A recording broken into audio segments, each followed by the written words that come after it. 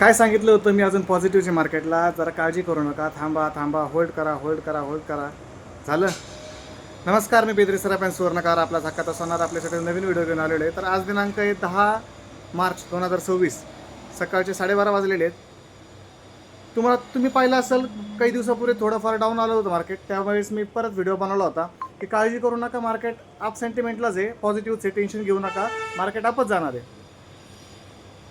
सांगितलं होतं तसं झालं. 2:55 चांदी येऊन गेली, परत आज 2:88 आलेली आणि सोनं जवळपास 1:58 येऊन गेलं. आता परत 1:62,500.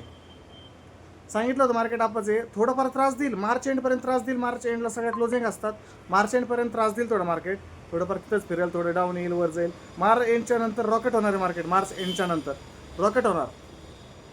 जे मी मागं टार्गेट सांगितलं होतं की 3 ते 3.5 महिन्यामध्ये जवळपास 4,20,000 क्रॉस व्हायला पाहिजे चांदी, होणार म्हणजे होणार. आज तसे ते 15 दिवस झाले तो व्हिडिओ बनवून, जरा थांबा, अजून 2.5 महिना बाकी आहे. टेन्शन कशाला घेताय, बिंदास राहा, होल्ड करा. धन्यवाद.